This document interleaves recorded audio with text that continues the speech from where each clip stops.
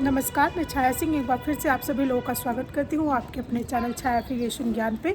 जैसा कि आप सभी लोग जानते हैं कि मैं कॉलेज सेक्टर से रिलेटेड जो भी अपडेट्स होती है उन टॉपिक्स को लेके वीडियो बनाती रहती हूँ। अभी इस बीच को जैसा कि आप सभी लोगों को पता होगा कि कुछ स्टेट्स में पीसीआई के इंस्पेक्शन स्टार्ट हो गए हैं एग्जिस्टिंग इंस्टीट्यूशन के, न्यू के भी बहुत जल्द स्टार्ट होने वाले हैं। तो उसमें जो मेन क्वायरी आ रही है वो लैब मटेरियल को लेके आ रही है। हालांकि इस वीडियो में मैं दो टॉपिक को कवर करूंगी, एक एएनएम कोर्स को लेके कन्फ्यूज़न को लेके और सेकंड आपके इंस्पेक्शन को लेके। तो अब मैं जनरली होता क्या है कि कॉलेज का पोर्टल भरने के बाद जो सबसे बड़ा एक्सपेंस आता है वो लैब मटेरियल का आता है। तो लैब मटेरियल में क्या होता है कि हमारी जो चीज़ें होती हैं उसमें हम अपने कॉलेज पे ही इन्वेस्ट कर रहे हैं, लेकिन उस कंडीशन में भी कई बार क्या होता है कि हमारा बजट नहीं होता है, तो हम सोचते हैं कि मिनिमम टू मिनिमम हो जाए। सबसे पहली बात कि लैब मटेरियल परचेज करते टाइम हमेशा ये ध्यान रखना चाहिए बहुत कम कोटेशन करने के चक्कर में कहीं ऐसा तो नहीं कि आपके पास डमी आइटम आ रहा है। डमी आइटम बिल्कुल यूजलेस होते हैं, वो सिर्फ दिखाने के लिए होते हैं और इंस्पेक्टर बहुत अच्छे से आइडेंटिफाई कर सकते हैं कि they all are dummy item. ठीक है, आपने प्रेशर किया मैन्युफैक्चरर को या डीलर को कि कम से कम करो, कम से कम करो, उसने अपनी जान छुड़ा ली डमी आइटम देके। उससे क्या है, आपका पेमेंट भी गया, प्रोडक्ट यूटिलाइज भी नहीं हुआ और इंस्पेक्टर से आपकी रिपोर्ट भी नेगेटिव लगी। हालांकि हर किसी को ये पता है कि फार्मेसी का जो कोर्स है वो प्रॉपर लैब मटेरियल पे ही डिपेंड करता है। तो ये एक पॉइंट जो आपको अपने वेंडर से ज़रूर पूछना है कि मेरे आइटम सारे वर्किंग हैं या नहीं है। देन उसके बाद आता है कि हम किस तरीके से अपने कॉस्ट को घटा सकते हैं। देखिए, कुछ चीज़ें होती हैं जो फर्स्ट ईयर और second year, third year, fourth year के हिसाब से होती है। डिप्लोमा कोर्स में 2 साल के लिए और बैचलर कोर्स में 4 साल के लिए। बट कुछ ऐसी चीज़ें होती हैं जो कॉमन चलती हैं, जैसे मशीनरीज हो गई, वो एक बार आप परचेज कर रहे हो तो वो 4 साल के लिए चलेगी, 2 साल के लिए चलेगी। माइक्रोस्कोप हो गया, उसकी क्वांटिटी को आप कम कर सकते हो फर्स्ट ईयर के हिसाब से। तो अब मान लीजिए एक माइक्रोस्कोप का कॉस्ट आपको 5,000 पड़ रहा है फॉर एग्जाम्पल, बस ISI मार्क का है जिसमें नॉर्मल आप माइक्रोस्कोपिक चीज़ों को देख सकते हैं। मैंने एक एग्जांपल दिया, मान लीजिए 5,000 पड़ रहा है, तो 5,000 के हिसाब से नॉर्म्स के हिसाब से देखा जाए, अगर डिप्लोमा प्लस बैचलर ले लूँ तो 60 माइक्रोस्कोप हो जाते हैं, तो 3 लाख के सिर्फ माइक्रोस्कोप हो जा रहे हैं। तो आप ये कर सकते हैं कि फर्स्ट ईयर में जो आपको स्ट्रेंथ मिलेगी वो 60 स्टूडेंट्स मिलेगी, तो आप माइक्रोस्कोप को 10 कर लीजिए, 15 कर लीजिए। अगर बैचलर है तो उसको 20 कर लीजिए, तो वहाँ क्या आपका एक बड़ा अमाउंट 1.5 लाख बच गया। दैन उसके बाद माइक्रोपिपेट्स हो गया, ग्लासवेयर हो गया, केमिकल्स हो गया, यहाँ से आप 2-3 लाख रुपये का मार्जिन घटा सकते हो। लैब मटेरियल में यही एक तरीका होता है अपने कॉस्ट को मिनिमाइज़ करने का कि आप क्वांटिटी को कम कर दें अपने स्टूडेंट्स के हिसाब से।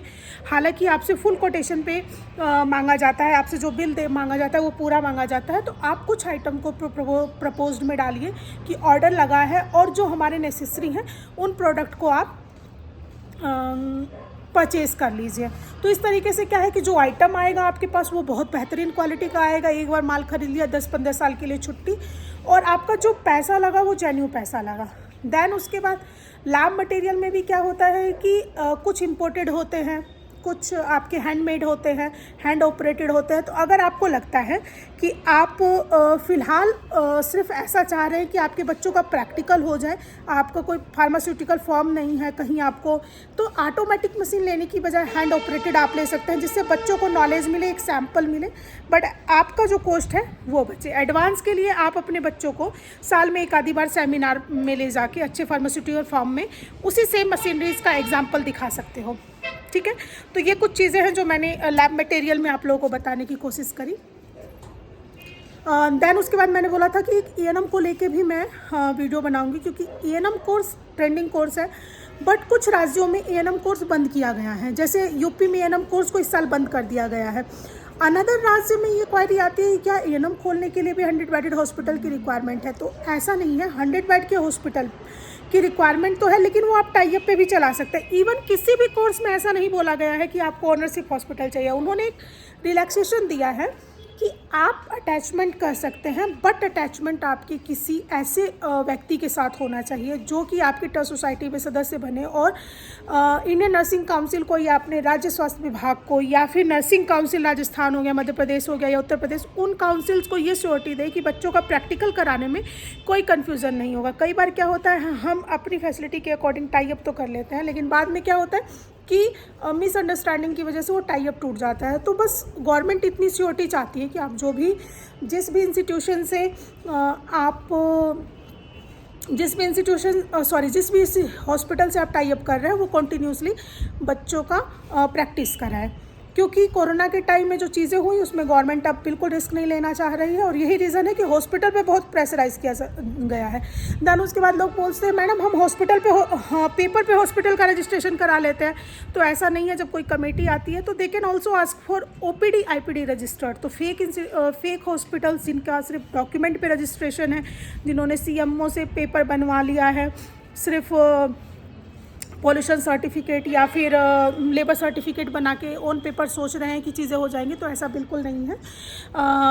OPD IPD रजिस्टर बिना मरीज़ के मेंटेन नहीं होता है, और रनिंग हॉस्पिटल का एक अलग लुक होता है और पेपर पे चलने वाले हॉस्पिटल का एक अलग लुक होता है।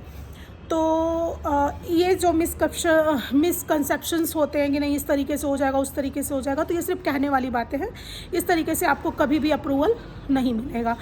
तो अगर हॉस्पिटल आप अपना बना रहे हैं तो उसको पेपर पे ना बनाएं, एक्चुअल बनाएं। सेकंड, ENM कोर्स में आप टाई अप कर सकते हैं। ENM क्या, किसी भी कोर्स में आप टाई अप कर सकते हैं, बस श्योरिटी इतनी होनी चाहिए कि जो आपका हॉस्पिटल है या आपने जिस पर्सन के साथ टाई अप किया है वो आपका जेन्युइन पर्सन हो, 30 साल का MU एग्री कर जाए, देन आप इजली ENM कोर्स को रन कर पाएंगे। GNM को भी BSc नर्सिंग या जो भी स्वास्थ्य विभाग के जितने भी कोर्स हैं उनको आप रन कर पाएंगे। उम्मीद करती हूँ कि आपको मेरी वीडियो अच्छी लगेगी, और अगर अच्छी लगती है तो चैनल को लाइक शेयर सब्सक्राइब करना ना भूलें। Thank you.